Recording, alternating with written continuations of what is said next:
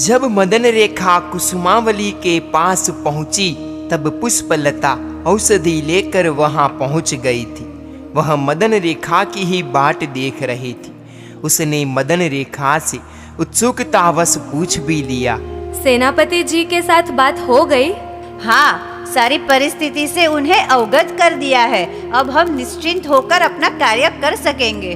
पुष्पलता ने कुसुमावली को औषधि दी, जो कि प्रवाही औषधि थी। कुसुमावली वह पी गई। इस तरह रोजाना 2 समय औषधि लेनी है। 7वें दिन कार्य हो जाएगा। बहुत ही अच्छा। यदि कार्य हो जाए, मेरा मन निष्पाप हो जाए, महाराज की और का अभाव तो कम से कम दूर हो जाए। हो जाएगा महारानी। अब आप केवल 7 दिन का धैर्य रखिए, फिर आप तन मन से स्वस्थ हो जाएगी। माताजी, आप मेरे लिए कितना कष्ट उठा रही है, और यह मदन रेखा मेरी सहोदरा बहन की भांति मेरा ख्याल कर रही है। शायद बहन भी इतना ख्याल रखे या नहीं। बस बस महारानी जी, ज्यादा तारीफ के पुल मत बांधिए, हम फूलकर कुप्पा हो जाएंगे। अपनी यह बात एकदम गुप्त रहनी चाहिए, किसी को उसकी भनक तक न लगे। इस कमरे के बाहर बात नहीं जानी चाहिए। आप निश्चिंत रहिए महारानी, बिल्कुल चिंता न करें। सारी योजना इस तरह बनाई गई है कि किसी को कुछ भी मालूम नहीं होगा। औषध उपचार भली भांति आरंभ हो गए। रोजाना नियमित 2 समय प्रवाही औषधि रानी के पेट में जाने लगी। 7 दिन तो पलक झपकते बीत गए, परंतु कार्य सिद्धि नहीं हुई। गर्भ में आया हुआ जीव इतना प्रबल आयुष्य कर्म लेकर आया था कि कोई भी उपाय उसे मारने को कारगर नहीं हुआ। वह तो नहीं मरा, किंतु कुसुमावली के शरीर पर इस औषधि प्रयोग का विपरीत असर हुआ। कुसुमावली का पूरा शरीर काला पड़ गया, कृशता भी आ गई और उपाय सफल न होने के कारण रानी भी विषाद में डूब गई। उसने पुष्पलता से कहा, क्या इससे ज्यादा प्रबल असर दिखाने वाला औषध नहीं है? नहीं महारानी, अब ज्यादा खतरा मोल नहीं लिया जा सकता। वैसे भी आपके शरीर पर प्रतिक्रिया हो गई है। अब और किसी तीव्र औषधि का प्रयोग करना नहीं है, नाहक। पर वह पापेच्छा मुझे खाए जा रही है। मुझे न तो नींद आ रही है, न चैन मिल रहा है। भीतर से एक ही हुंकार उठती है, मैं महाराज की आंतों का आहार करूं। क्या कहूँ, किससे कहूँ? गर्भपात का उपाय भी निष्फल रहा। अब तो तुम मुझे जहर लाकर दे दो, ताकि मैं उसे खाकर अपनी जिंदगी को मौत के हवाले कर दूं। मैं मर जाऊंगी तो मेरी मृतदेह के साथ वह भी जल जाएगा। नहीं देवी, ऐसे बुरे विचार मत कीजिए। यह वार्तालाप चल ही रहा था कि महाराज ने शयन खंड में प्रवेश किया। उन्होंने कुसुमावली की ओर देखा। निस्तेज चेहरा, मुरझाया हुआ शरीर, देह पर छाई हुई श्यामलता, और वे बोल उठे, देवी, यह क्या होने जा रहा है? क्या तेरी कोई इच्छा पूरी नहीं हो रही है, या तेरी आज्ञा का किसी ने अनादर किया है, या मेरी किसी गलती के कारण तेरा दिल नाराज है? जरा आईने में अपना चेहरा तो देख। बोल, तेरे लिए मैं क्या करूं? तू जो भी चाहेगी मैं करूंगा। स्वामी, मैं जिंदगी से ऊब गई हूँ। मुझे मौत चाहिए, मिलती नहीं है। मैं क्या करूँ? आप ही कहिए। पर क्यों? इतनी दुखी क्यों हो रही है? रानी कुसुमावली रो पड़ी और महाराज मौन हो गए। उन्होंने बात का रुख बदल लिया।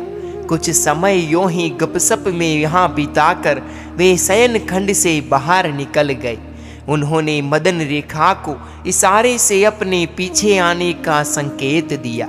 मदन रेखा बाहर आई और महाराज ने अत्यंत मधीम स्वर में कहा, तुम सब देवी की सभी सहेलियां मेरे मंत्रणा खंड में आकर मुझसे मिलो। मुझे तुमसे जरूरी बात करनी है।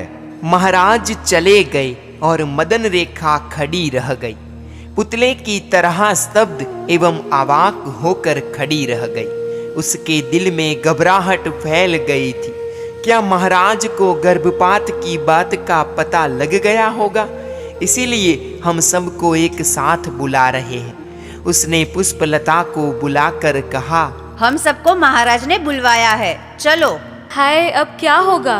महाराज हमें सजा देंगे, महल से निकाल देंगे?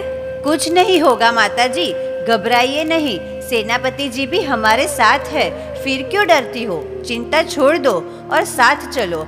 फिर शुभंकरा, प्रियंकरा सभी को बुलाया है, उन्हें भी तो आना है। सबसे आगे मदन रेखा और पीछे पीछे पूरा सखी वृंद महाराज सिंह के मंत्रणा खंड में प्रविष्ट हुआ।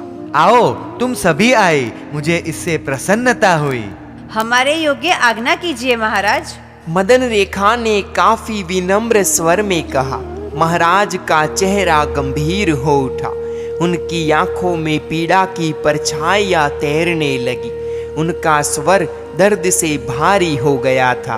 मदन रेखा, तुम सभी चतुर हो, कार्यक्षम हो, महादेवी को बचपन से जानती हो, फिर भी महादेवी की उपेक्षा क्यों करती हो? हम उपेक्षा कर रहे हैं, वह भी महारानी की?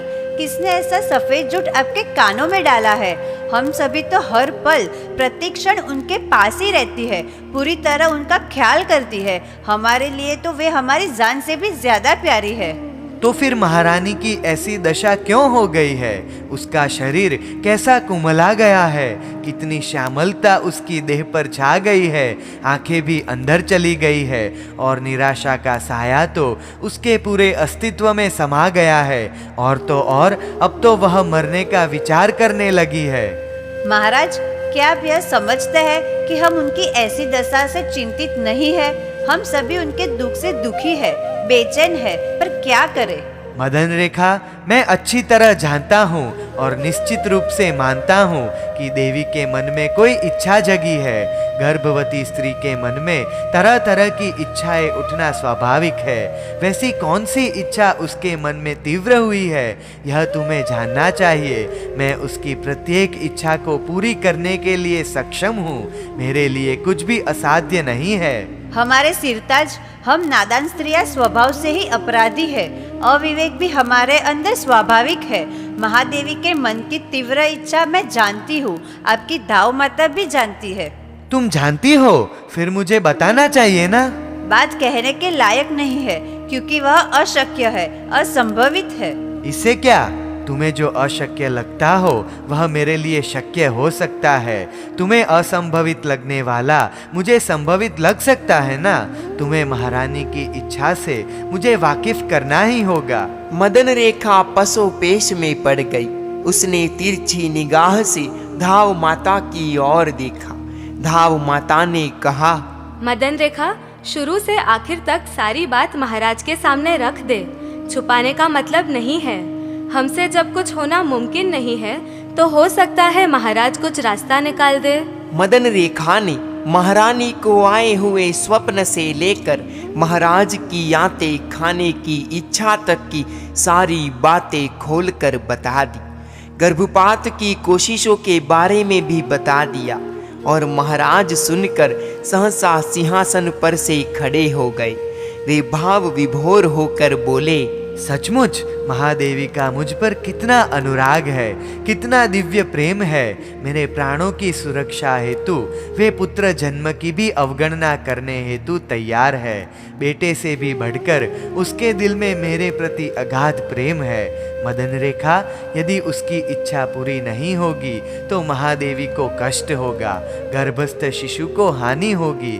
मैं सोचता हूँ कुछ न कुछ रास्ता ढूंढ निकालूंगा, फिर तुम्हें निर्देश दूं वैसी पूरी संजीदगी के साथ कार्य करना। अच्छा, अब तुम जा सकती हो। सखी वृंद चली गई। अकेले महाराज गहरे विचार में डूब गए। रास्ता कुछ भी समझ नहीं आ रहा था, उलझन बढ़ती जा रही थी। महाराज को सहसा महामंत्री सुमति सागर याद आए। तुरंत ही एक कर्मचारी को भेजकर महामंत्री को बुलावा भेजा और महामंत्री उपस्थित हो गए। महाराज ने उनका उचित स्वागत किया। महामंत्री सुमति सागर महाराज पुरुषदत्त के समय से ही पूरी निष्ठा और कर्तव्य परायणता के साथ महामंत्री का पद संभाले हुए थे। सिंह राजा के प्रति उनके दिल में अगाध प्यार था, बेशुमार स्नेह था। अपने प्रिय महाराज के चेहरे पर उद्विग्नता की रेखाएं देखकर उन्होंने महाराज से पूछा, राजेश्वर, क्या बात है? ऐसी किस चिंता ने आपके चेहरे की आभा को फीका कर दिया है? आपका यह सेवक दिन रात आपकी सेवा में तत्पर है, फिर भी आप परेशानी उठा रहे हैं। यह तो मेरी क्षमता के लिए शर्मिंदगी का कारण है। कहिए दिल खोलकर, जो भी परेशानी हो। मेरे लिए तो आप राजेश्वर बाद में, पहले तो मेरे दिल के मालिक हैं। महाराज ने कुसुमावली को आए हुए स्वप्न की बात महामंत्री से कही। ज्यों ज्यों गर्भ के दिन चढ़ने लगे, त्यों त्यों रानी के बर्ताव में उपेक्षा, अनमनापन, अभाव बढ़ने लगे। यह बात भी कही, अपनी आंतों के भक्षण करने की इच्छा, अरे इच्छा क्या, तीव्र इच्छा थी, वह बात भी कही। गर्भपात की निष्फल कोशिश की बात भी कही। सारी बातें खोल कर रख दी।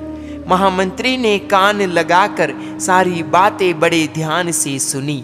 महामंत्री के जीवन में इस तरह की यह पहली जटिल समस्या सामने आई थी, परंतु वे बुद्धिशाली, प्रौढ़ और विचक्षण महामंत्री थे। हार मानना उनके स्वभाव में था ही नहीं। समस्या है तो समाधान भी होगा, फर्क है तो बस ढूंढने का, यह उनका सिद्धांत था। महामंत्री ने महाराज से कहा, महाराज, मैं संध्या के वक्त आपसे वापस मिलता हूँ। एक बात मानकर चलिए, महारानी की इच्छा पूरी होगी, और हाँ, आपको जरा भी खरोच नहीं आएगी, वैसा उपाय ढूंढ निकालूंगा। महाराज उठकर महामंत्री को छोड़ने के लिए दरवाजे तक गए। उन्हें विदा दी और उनका मन काफी हल्का हो चुका था।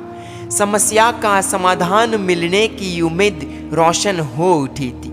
कई घटनाओं के संदर्भ में उन्हें महामंत्री की बौद्धिक प्रतिभा देखने को मिली थी।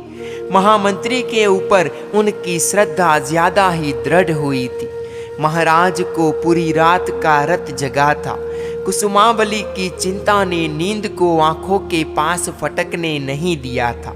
अब वो चिंता हल्की हुई कि महाराज की पलकों पर नींद का भार उतरा और वे अपने शयन खंड में जाकर निद्राधीन हो गए। सूर्यास्त होने में अभी 2 घड़ी ही शेष थी कि महाराज की आंखें खुली।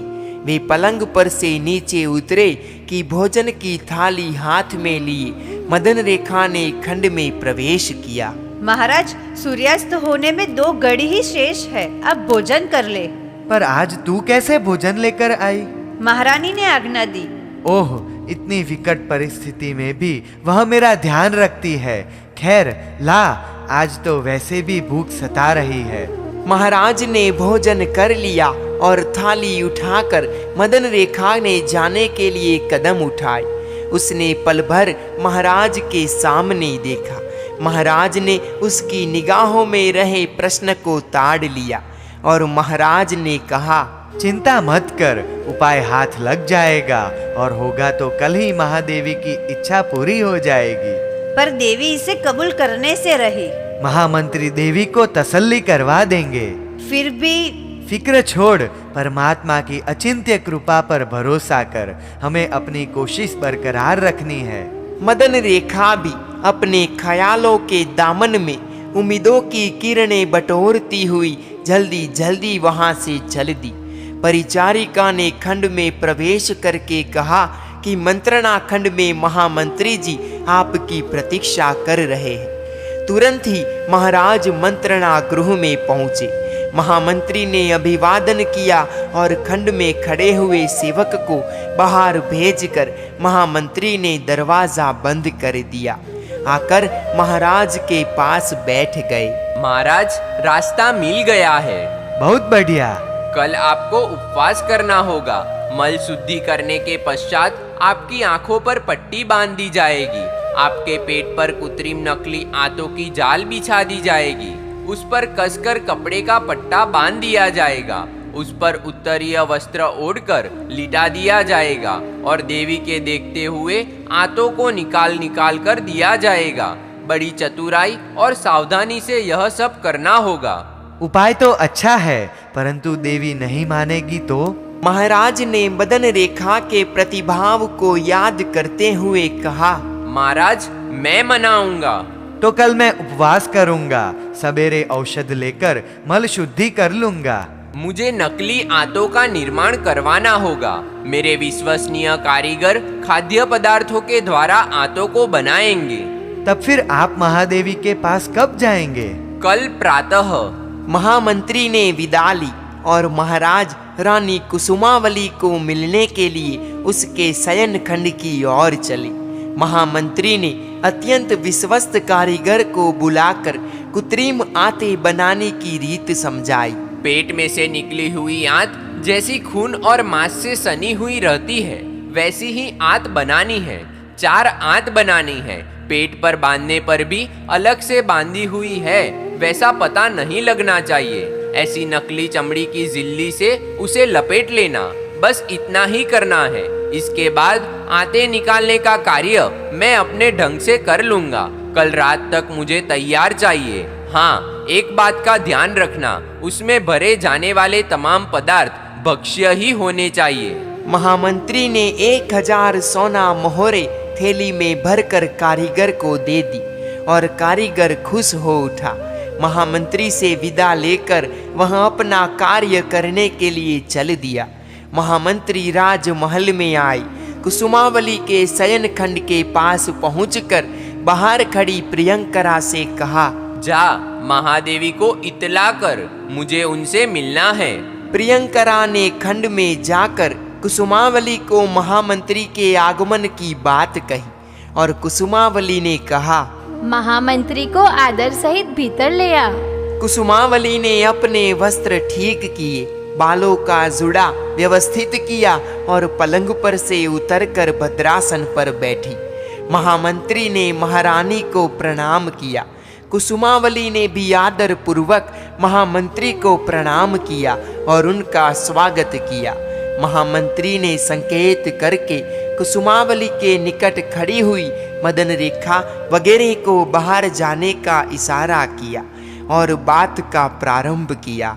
देवी, जब तक आपकी इच्छा पूरी नहीं होगी तब तक देह ज्यादा दुर्बल होता जाएगा, इसलिए इच्छा तो पूरी करनी ही होगी। मुझे महाराज ने बात कही है, मैं आपकी इच्छा को पूरी करूंगा। पर कैसे? क्या आंतें निकालने के पश्चात महाराज जीवित रह सकेंगे? महाराज की हत्या करके मुझे जिंदा नहीं रहना है। आपकी भावना के साथ मैं सहमत हूँ देवी, परंतु महाराज के प्राण सुरक्षित रहेंगे।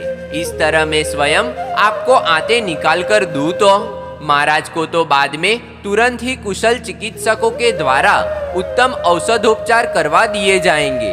उनका घाव जल्दी ही भर जाएगा, वे शीघ्र ही ठीक हो जाएंगे। आपकी इच्छा भी पूरी हो जाएगी। ठीक है, मेरी इच्छा तो पूरी हो जाएगी, किंतु यह बच्चा जन्म के उपरांत उसके पिता का अहित करने वाला ही होगा, इसलिए मैं तो उसे जन्म देकर जिंदा रहना ही नहीं चाहती। ठीक है, उसका जन्म होने के बाद में क्या किया जाए, इसका विचार हम बाद में करेंगे। आप जैसा चाहेंगे वैसा रास्ता हम खोज लेंगे। आपका उपकार मैं कभी नहीं भुला सकूंगी। इसमें उपकार कैसा महादेवी, यह तो इस सेवक का कर्तव्य है। मैं अपने कर्तव्य का पालन करूंगा, आप निश्चिंत रहे।